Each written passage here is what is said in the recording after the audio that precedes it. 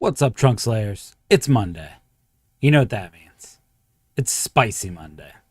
And today, if I had ominous movie music, today is a topic that is going to piss some people off that I largely keep my mouth shut about, but, well, here we are.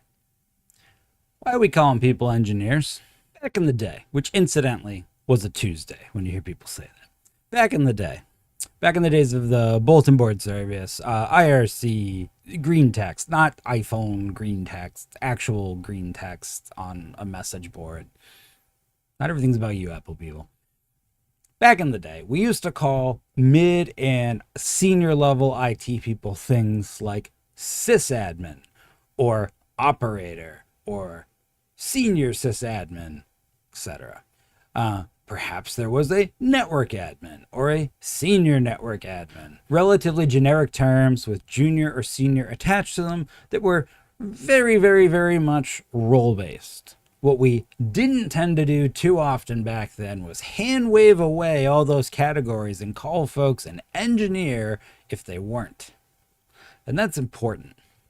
It's important for a few reasons, but the main reasons are you can't take back money and you can't take back a title once you give them to people. And we'll get into that a little bit more in a second. But also, because a good boss should not say to an employee, here's your new title, figure out your role, we'll build out your roles and responsibilities as you go. Or even worse, that's your responsibility, employee, to build out your new role. And if you've done that, and well, if you're a manager or an owner and you're watching this, and I know 100% of you have done this at some point, shame on you. Take a lap. That was bad. Don't do that again. So let's talk a little bit about why. There was a long-standing period of time that I would argue, at least from the Middle Ages until, I don't know, 40 years ago, 50 years ago, somewhere around there, that the relationship of a person to their job was pretty fixed. You entered into a career pretty early in your life, and even if the very first place you worked wasn't the penultimate place you worked, you probably had a very small number of jobs, maybe less than 3, and the last job you had was the job you then stayed in for the bulk of your career. To the point where that's where we have now surnames like Smith, from being the Smith, etc. Now, the flip side to that was it was expected that that employer would, to an extent, maybe not always literally, would take care of you for the duration of your life of being an employee of theirs. And in more modern times, that meant that it was entirely common. You would start an entry-level job in a company and work your way all the way up the ladder. So you had a if not senior level position, at least laterally, a very comfortable position with good retirements and benefits or pension. And just the general concept was, in exchange for giving the majority of your life to this company, the company was obligated to take care of you. That was not always the reality, but that was the gist of how it was supposed to work. This is important because many of the management books we work off of, and many of the people who wrote updated management books over the last 40 years came from or were educated from that time period. In that time period, it was very common to hand out titles because it didn't matter that much. Because if Timmy or Susie is going to be here for 40 years and I give them a somewhat bullshit title that I don't have fleshed out, I've got a decade to figure it out and right size them to where they need to be. And either way, it's my problem because I'm going to be taking care of them when they retire anyways. That's gone, folks. That's not how it works anymore. That's not how it's worked for probably a pretty long time. I'd say at least since the 80s. It has not really been working that way. And it is far more common now that an employee is going to work multiple jobs within the umbrella of the vertical they've chosen, if even that. And so right away, you run into a problem as a small business, as an MSP who is handing out titles. Your employee is not assessing all the MSPs in the area the way you are. They're assessing every possible job in IT on Earth, right? Especially now that we can work remotely, which means that you just called somebody I don't know, let's say a network engineer. Interesting. Now, I don't, little Susie or little Timmy's probably pretty smart, and they're probably the smartest person at your MSP with LAN and WAN and whatnot, but are they engineering level? And so now little Susie or little Timmy looks out on the wide world and they see the boy in the big city. They can go get a Fortune 500 internal job as a network engineer for $160,000 a year. Now, you and I, dear viewer, both know that little Susie or little Timmy with their 2.5 years of MSP experience are not ready for a $160,000 a year network engineer job. And we also know that while there's a certain percentage of Susies and Timmys that might be able to talk their way in the door, they probably wouldn't get that job. We know that. Susie and Timmy don't know that. And let's say they do know that. There's a good chance they have imposter syndrome. So there's a good chance little Susie or Timmy won't go apply for that job. Sure. But they know about it. And in their mind, they're saying, well, a network engineer is worth $160,000. My boss is only paying me $70,000 a year. That's less than half. But think about that for a minute. Think about why that matters. As soon as that little worm, that little wormy squirmies into their brain, that their role, their title has a value, you are never going to get that worm out of their brain. Ever. Even if you raise their salary to $160,000, now you've just hit the market average.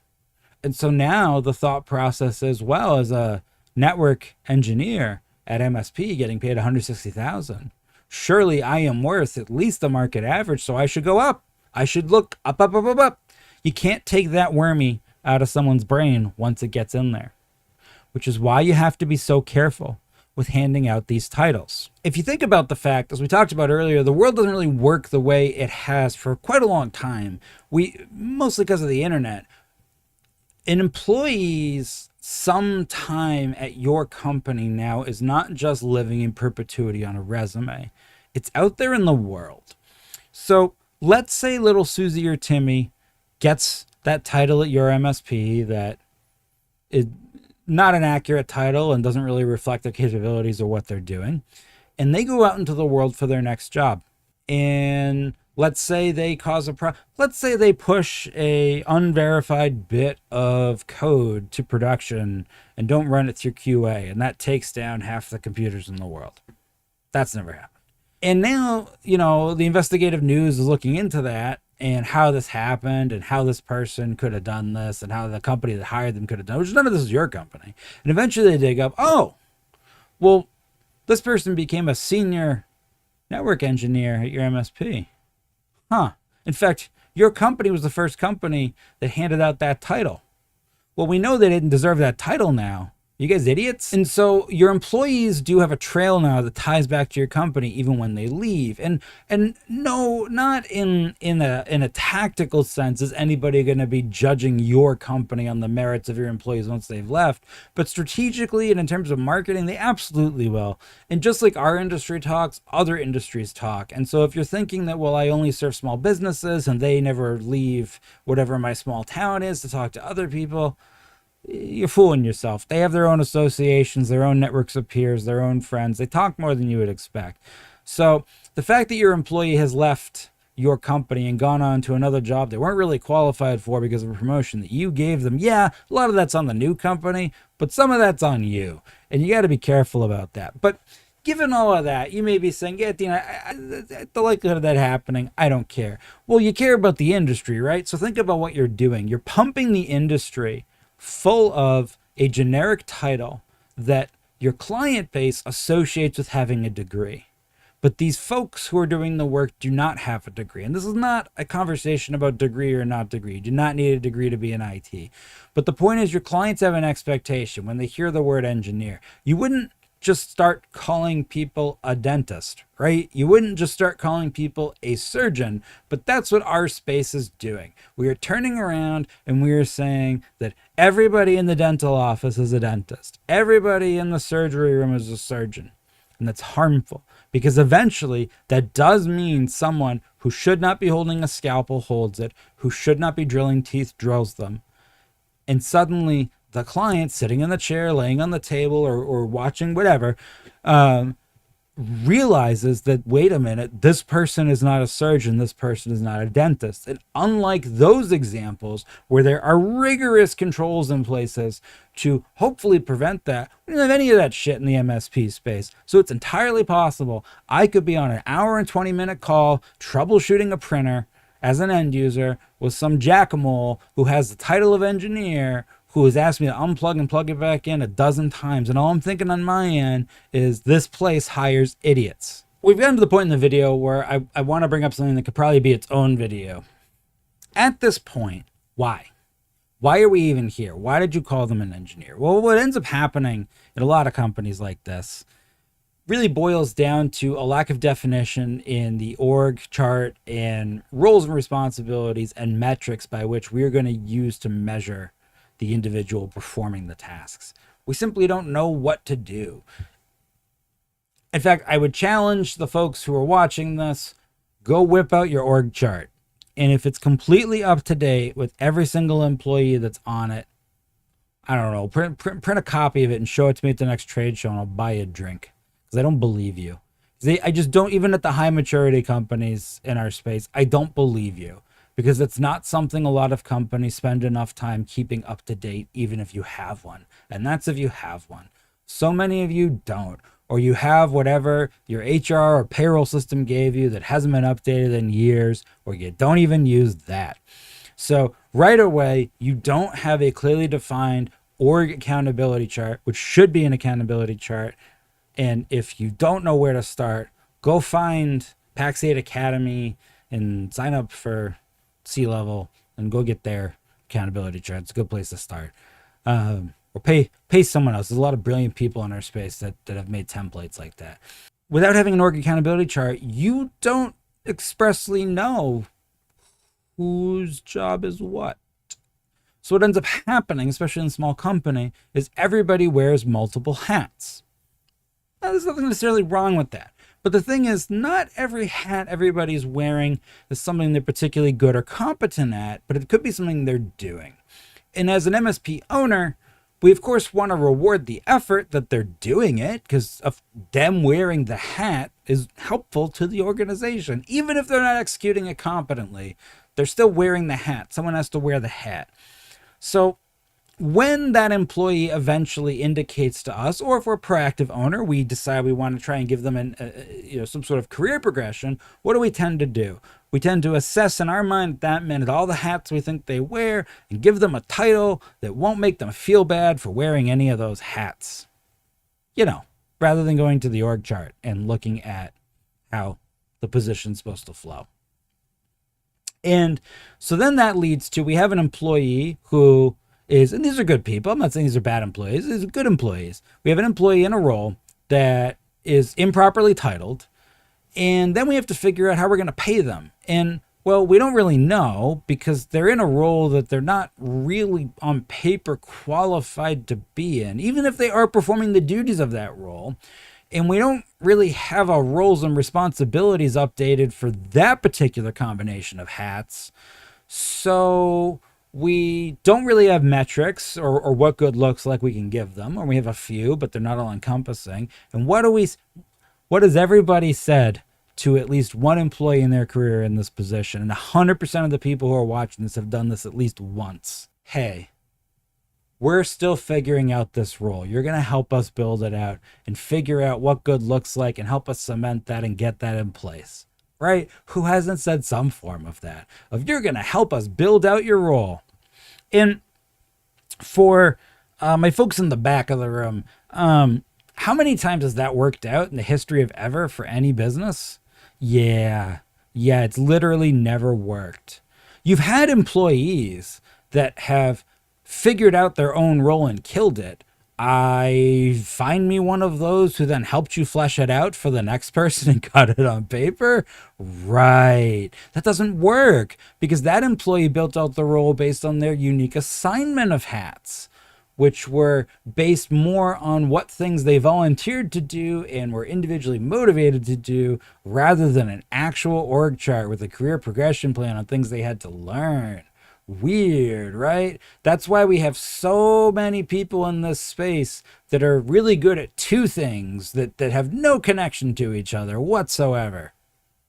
Weird how that works, and how then that person can't really write up a new role for the next person because it's not reasonable to expect the, network engineer to also be the primary tool admin for our PSA, but I was. And so if I put that in there, we're not really gonna be able to hire someone else unless they spend 6 years learning the PSA. But that was what that role did. But I asked my peers, and none of my peers have a network engineer that is also the primary PSA admin.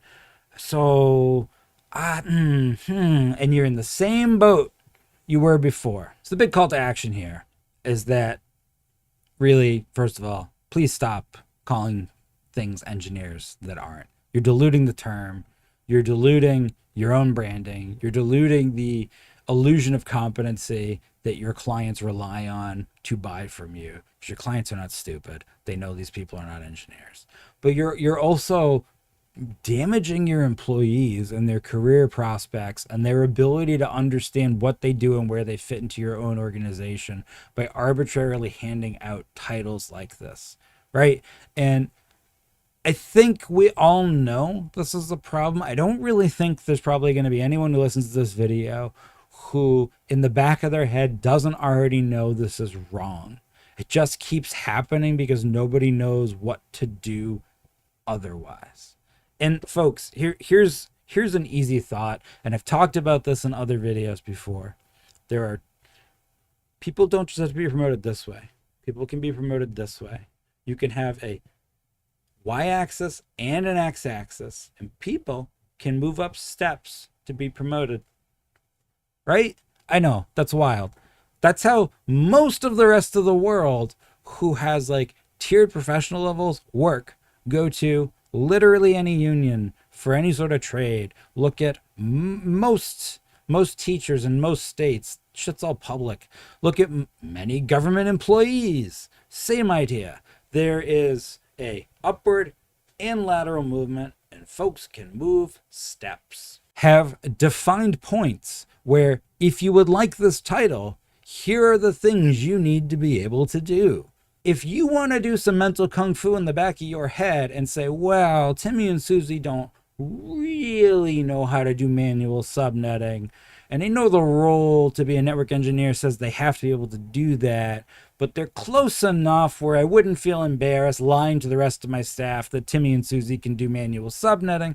That's a you problem. All right, I'm not going to fix that in the course of the video, but that is damn sure better than not having it written down anywhere. And just remember that once you hand out a title, you cannot take that title back. And your employees, that plants a little wormy in their brain, they will go on the Googles and they will use their Google foo to figure out what is my shiny new title worth. And they are not saying what is my shiny new title worth in regional MSPs that are between $1 to $5 million and a 45-minute radius from where I now sit. They are not Googling just you. They are Googling IT, or they're not even doing that. They're just typing in the job title into Indeed and hitting bloop bloop and seeing what comes up. And they're seeing big numbers, folks, big numbers, because, the rest of the IT industry that isn't MSPs pays a fuck ton more for these roles. Yes, we know it's soulless. Yes, we know they won't learn anything when they go there. Yes, we know that these are oftentimes some of the worst IT environments ever. Your employees aren't thinking like business owners. They don't give a shit about any of that. They're thinking like employees, which is more dollars over there so I can live a better life for me. Because your employees are their protagonists. Your company is not the protagonist. This is not 1952. Your company is not the protagonists. The employees are their individual protagonists. You got to start thinking that way. This is not a whole speech on career limitation. It is the exact opposite of that. Your employees are going to move their careers forward with or without you. You want them to move them forward with you. You want to be a partner in this. You want them to feel like you are an advocate and an ally. You want them, even when they leave, to look back fondly and say, when I worked for that MSP owner valued me, valued my career, didn't gaslight me, and helped me build the skills necessary so I could do what I wanted to do. Not just randomly gave me a title I wasn't really qualified for, and I only found that out after I quit and got into a new job that I had to scramble and figure out. You could do better than that, my MSP friends. Stop calling everyone engineers.